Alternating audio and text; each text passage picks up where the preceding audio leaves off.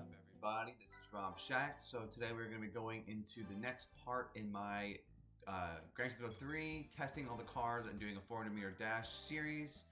Be sure to like, subscribe, comment, and share. Specifically, subscribe because I feel like I don't feel like, I checked my little analytics and only 12% of my viewers are subscribed. So that's pretty low.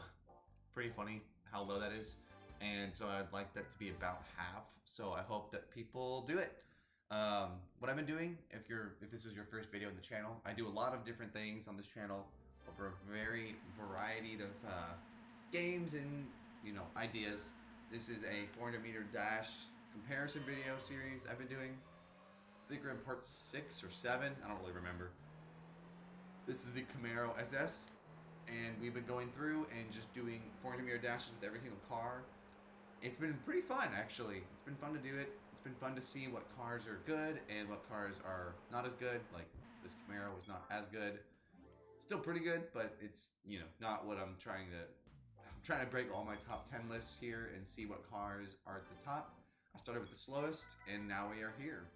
So I am moving through, and it's been a lot of fun to do these videos. This is the Aston Martin Vanquish, a car that's only available in, I think, just Gran Turismo 3 and Prologue, maybe the HD Prologue one or 4 Prologue or whatever. They actually ended up using the real version of the car. This is just the concept. I want to show my lineup there real quick. I forgot to do that at the beginning. But yeah, so I've been doing this for a while now. I do these videos every other week, and then I do some epic races or like the wins in between, just because those are the staples of this channel, are doing epic races and like the win races in Gran Turismo 3. Those are by far my most successful videos, and they're fun to make, so I don't really blame people for liking them because they're really great. So it's been a good time. I've been doing videos on Gran Turismo 3 since the very beginning of this channel back in 2017, and this series in particular has been a lot of just me talking, kind of just sharing where I'm at in the content of this channel. That's the F094S, but I have another one there, so I'm going to do the one that actually has the oil change. But this is the Chevrolet Corvette Z06 C5 from, I think, 2000. Yeah, these little videos have been more of me just kind of talking, just kind of sharing where I'm at with the videos, with the channel. So I hope y'all have enjoyed me kind of talking more. Usually what I do is just do a intro that's about 2 to 3 minutes, sometimes longer, and then just let the video go, because this is mainly a nostalgia PS2 channel, YouTube channel, and so I just kind of let the video speak for itself, but I also like to sometimes commentate. So,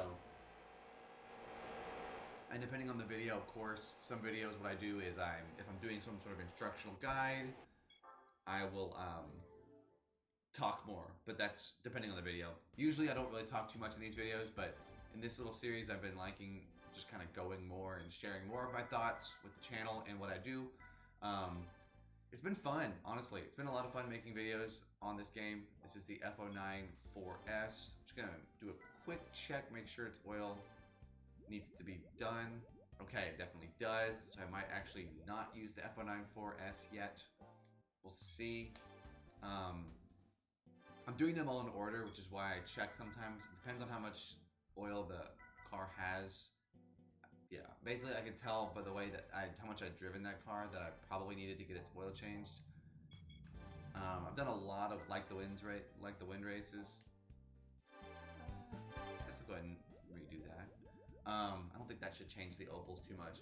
But yeah, basically what I do is in this little series, I've been just kind of talking for 20 minutes-ish each time, and just kind of going through and seeing what I'm thinking of for the channel, what I'm thinking of for this game, for other content like Gran Turismo 7. I talked about that in one of my last videos in the series, which I am really excited about Gran Turismo 7. As stuff comes out for that game, I'm like, that's pretty sick. Like, I was supporting Gran Turismo Sport, but I never actually got it, but I was always following all the content on it because I liked the idea of Gran Turismo Sport, but I didn't have a PS4, and I didn't want to get a PS4 just to get one game. But honestly, with Gran Turismo 7, I might do that with the new PlayStation. I might actually get it just so I can get Gran Turismo 7 because it looks so good. So the Astra touring car kind of sucked, no offense. But I'll commentate kind of what's going on in the video in the background too. But yeah, basically what I do on this channel is a lot of good stuff, a lot of vintage PS2 stuff. It's just a lot of fun to make videos on this game and a lot of other games. But I hope y'all have enjoyed me doing videos where I just kind of talk more. This is more of my thoughts, and it's just been a lot of fun to do that. If it's annoying, then, you know, the majority of the videos on this channel are not this, so I'm not super worried. But, yeah. Let's see if this... A lot of these cars needed to get their oil changed, which was pretty funny. So this one probably won't, because it only has 10 miles. So this is the F688S. We'll see how it does. It should be really freaking good. So I'm not like super worried about this one. I'll have to do, and I'll put the timestamps at the bottom just so you don't get confused, because obviously as I'm going through and messing with stuff, I want to make sure people aren't super confused and they don't think that I'm putting cars in the video that are not actually there. So that was the F688S. Of course, it was going to kick butt, but the 80s ones are not. It's interesting to note that the 80s ones are not the accelerators. They're the more of the top speed ones. So you'll see that as we go through this. I've noticed that with the acceleration of the Formula One cars, if they're the 80s ones, they're not going to be as quick off the line, but they're going to have a better top speed. So we'll see how that works. Okay, now this is the F094H. Should be good. Should be a good car. Obviously, it's going to be great. But yeah, I'm noticing that I'm trying to make sure I don't double do cars, because earlier in the series I did the Corvette Grand Sport when I hadn't actually tuned it. Thank you to the subscriber who told me that. But so I'm trying to not do that anymore because I messed that up. But it's not a big deal. It's still, you still got to see it's 0 to 400, and that was kind of cool. So dang, this one was really good. I think that's the best time. Yep. Definitely. Okay. Well, that's pretty sick. 8 seconds. F094H. That's the car to beat. So, but yeah, no, I hope y'all have enjoyed these videos. I mean, I've been doing this now for about 3 years, which is pretty insane. It doesn't feel like that much time has passed. So I don't know. I don't know how that happened, but we'll see. We'll see how it goes from now.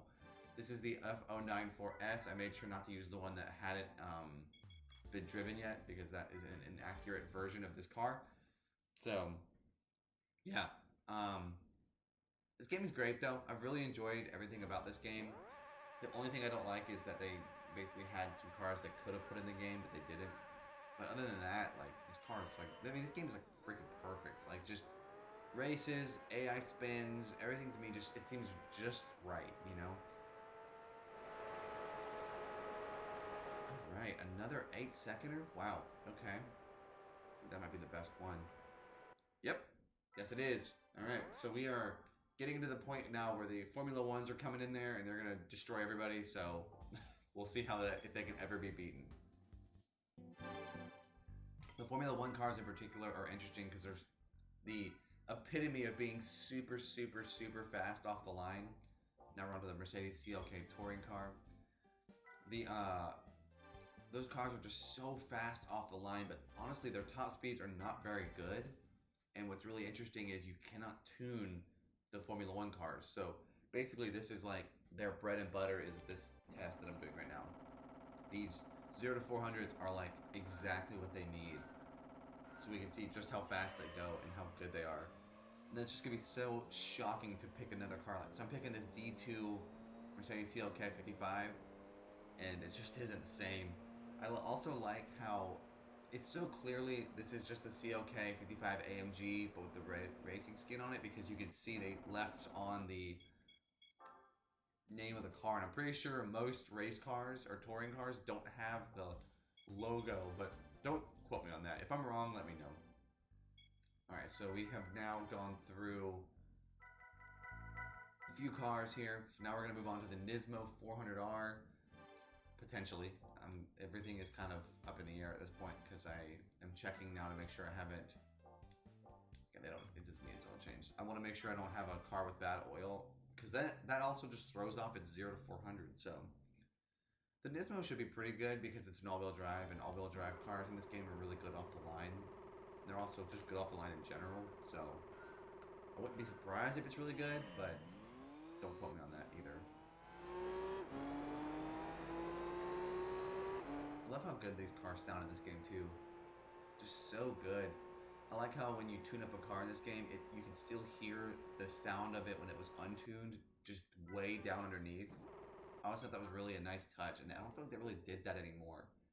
I know that, like, I play 6 on this channel as well, and the sounds in Gran Turismo 6 are just terrible, but in sport, they're amazing. So, they fix it. I like Polyphony Digital a lot, because I feel like they actually listen. They listen really well. So now we are on to the Tom's X540 Chaser. It's that weird car where at the beginning of the Gran Turismo series, they had the Chaser. They actually used the Chaser in these games, and they just like totally stopped putting the Chaser in these games. And I don't really know why they did that. I mean, this isn't a very good car, so I'm not like saying it's great, but I just find it really interesting that they had the Chasers. They had the model, what is it, Tour S and Tour V or whatever, and they had really cool racing modifications for them, and they had the Chaser LM edition, and then we just only have now the Tom's X540 Chaser. And I'm like, you could leave in the other Chasers. I mean, it's not that hard, right? But that's just, I mean, that's that thing where I'm gonna probably re-review Gran Turismo 3 now that I have a new computer, because that video is very old and it's probably worth redoing. But I'm just like, it's just so interesting to me, the shortcuts that they sort of took, but also totally didn't take. I find that very interesting. Now we are onto the Ruf CTR2, or RUF, or Ruf. I think it's technically Ruf, but I don't know. I've seen a lot of people say a lot of different things for that, so I'm not really worried about it. This car is also one of the ones that's hilarious because it's so fast, but it has pretty bad turning ability. I think the Ruf RGT is the better car, but the Ruf CTR2 can fly. I mean, look at that. 9 seconds. 0 to 400 meters in under 10 seconds, and that is technically a Porsche. It's a Porsche. It's not really, but it was their way of getting past the licensing issues back then. So they used roofs. It's a very creative idea by Polyphony to slide roofs into these games so that you could still drive them. Now we're on to the Nismo Skyline GTR S-Tune. This is the R32 version. I don't know if there's even another version of that, but I think there's a GTR R-Tune of the Nismo, and that's the R34, but don't quote me on that. I also wondered why in these games, I don't know if y'all remember this, in Gran Turismo 2, there were so many tuner cars, and I really wish they had brought them back. Like in this game, like they have the Nismos, some of them, but like Tommy Kyra in Gran Turismo 2 had so many good cars, and they just didn't use any of them, and I don't understand why they did that.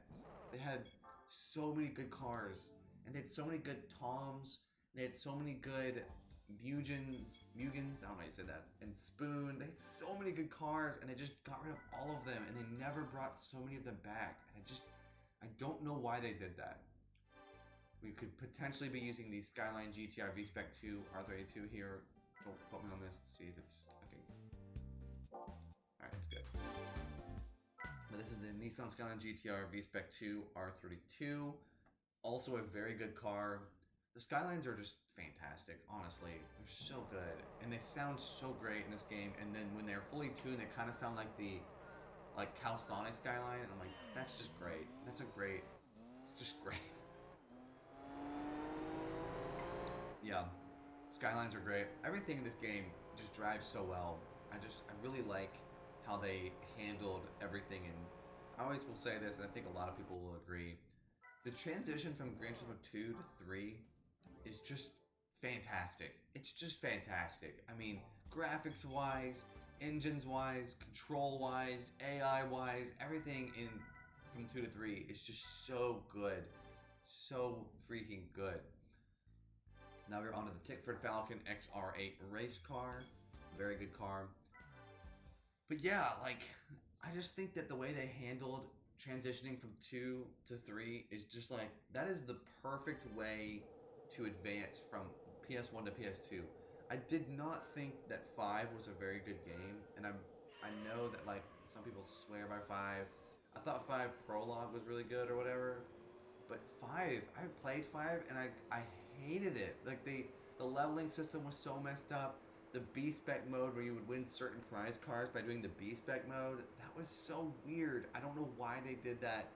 And so I feel like the transition from 2 to 3 was perfect, and the transition from 4 to 5 was just so bad. And then 6 suffered so much. I thought Gran Turismo 6 was such a great game, but it didn't sell well because everyone hated 5 so much. It's proof. The proof is in the sales.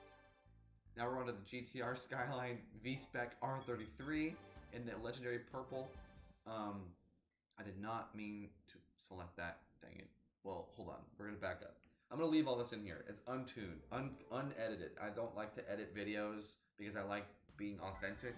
You know, so many videos are so edited, and I'm like, I would rather just do this all in one take, and then you can just get the real me. It's fine. But, yeah, the transition from PS2 to PS3, I thought was just a blunder for a lot of companies. It wasn't just Polyphony. A lot of companies did not handle the PS3 well. And I think it was just because there was some miscommunications there between Sony and those companies. I don't really know, honestly. But Gran Turismo 5 to me was just such a bummer. And then I thought 6 was so good, and you could drive on the moon and all that in 6, which was just hilarious. But yeah, I don't know why 5 was so weird. Like, they brought in Jeff Gordon, and he looked terrible, and like, they had the World Rally, but they didn't put a lot of rally car. Like, Gran Turismo 4 is just so good. And like, so I just don't know what happened there. I don't know. I don't want to talk too much about that because I'm not actually bummed because 5 still looked beautiful. It's just the gameplay mechanics were just so strange. The leveling up system was so weird where you couldn't drive certain cars until you leveled up. That was really weird. And how you like couldn't like replay races very well in that game. That was also kind of weird. And yeah, the whole premium versus standard car thing was really stupid. Like, why did they do that? I don't really know. And like, they kind of fixed that with 6, but also not really. Because with 6, it wasn't amazing. Because with 6, they still didn't have it set up the best. This car got third. What am I even driving right now? I wasn't even paying attention. Oh, okay. The F687S. Got it. Very good car. Very good car. But yeah, I'm surprised that the decisions they made with 5. That was basically my point of that, and I thought that they redeemed a lot of it with 6, but it was really hard for them to undo everything that happened with 5 to 6. This is the Jaguar XJ220 road car. I just was so surprised by that. I think that was what was just a challenge to me. Was I just got so fed up of that game because the B-Spec mode wasn't good enough, in my opinion, to warrant like a whole... Like, it was perfect in 4 because basically you could use the B-Spec mode to just do the 24-hour races and then just not be at your thing and use a car that's way too good, and that was fine. Like, that was fine, but then they tried to make it like different by doing it with where you could actually level up your driver. That was so weird. I don't know why they thought that was a good idea. Some strange decisions were made with 5, but I thought that 6 was way better. There was way more of a replayability with 6, and I thought that was, I mean, the fact that Special Stage Route X was like standard in 6 was so good because that course is so fun. You can do some hilarious stuff on Special Stage Route X. Now we're on to the Nissan 300ZX twin turbo 2-seater. Pretty sure all of them are 2-seaters, but I don't know why they specified that. Anyway. Yeah, so it's been a lot of fun to make these videos. It's been a lot of fun to talk about Gran Turismo. I feel like I have a pretty good grasp on the series because I've played all of them. Well, all the main ones. I didn't get the ones that were localized in other countries, and I didn't get the prologue ones as much. But like, I definitely had all of the main ones, and they were just so good, except for 5. But 5 looked great, so I'm not really bashing 5 for its looks, because its looks were insane. It was just, I think the 300ZX kind of sucked. Well, it's not terrible, sorry. When I say cars suck, I'm not saying they actually are bad. It's just, for this mode, some cars are not very good, and that's kind of the point of this, is I want to see what cars are good in a dash line. So that's what I'm doing.